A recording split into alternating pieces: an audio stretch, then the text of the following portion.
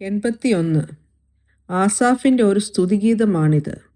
ദൈവത്തെ ആരാധിക്കാനും അവിടുത്തെ വിശ്വസ്തത ഓർക്കാനും വിഗ്രഹ ആരാധന ഉപേക്ഷിച്ച് ദൈവത്തോട് മാത്രം പ്രാർത്ഥിപ്പാനും അവിടുത്തെ കൽപ്പനകൾ അനുസരിച്ച് ജീവിക്കുവാനും വിശ്വാസികളെ ഈ സങ്കീർത്തനം ഓർമ്മിപ്പിക്കുന്നു. 81 സങ്കീർത്തനം. നമ്മുടെ ബലമായ ദൈവത്തിന് ഘോഷിപ്പീൻ, യാക്കോബിന്റെ ദൈവത്തിന് ആർപ്പിടുവീൻ. തപ്പും ഇമ്പമായുള്ള കിന്നരവും വീണയും എടുത്ത് സംഗീതം തുടങ്ങുവിൻ. അമാവാസ്യയിലും നമ്മുടെ ഉത്സവ ദിവസമായ പൗർണമാസയിലും കാഹളമൂതുവിൻ.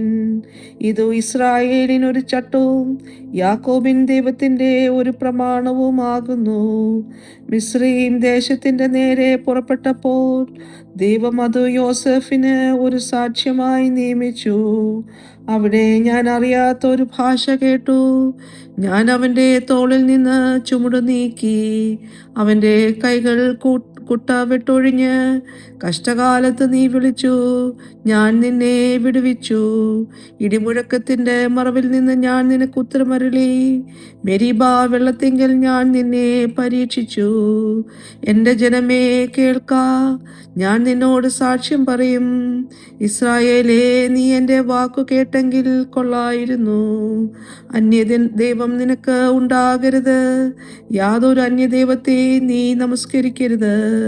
മിസ്രയീം ദേശത്തു നിന്ന് നിന്നെ കൊണ്ടുവന്ന യഹോവയായ ഞാൻ നിന്റെ ദൈവം ആകുന്നു. നിന്റെ വായ് വിസ്താരത്തിൽ തുറക്ക, ഞാൻ അതിനെ നിറയ്ക്കും. എന്നാൽ എൻ്റെ ജനം എൻ്റെ വാക്ക് കേട്ടനുസരിച്ചില്ല. ഇസ്രായേൽ എന്നെ കൂട്ടാക്കിയതുമില്ല. അതുകൊണ്ട് അവർ സ്വന്തം ആലോചന പ്രകാരം നടക്കേണ്ടതിന് ഞാൻ അവരെ ഹൃദയകാഠിന്യത്തിന് ഏൽപ്പിച്ചു കളഞ്ഞു. അയ്യോ, എൻ്റെ ജനം എൻ്റെ വാക്ക് കേൾക്കുകയും ഇസ്രായേൽ എൻ്റെ വഴികളിൽ നടക്കുകയും ചെയ്തുവെങ്കിൽ കൊള്ളായിരുന്നു.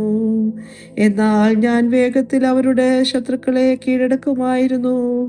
അവരുടെ വൈരികളുടെ നേരെ എൻ്റെ കൈ തിരിക്കുമായിരുന്നു.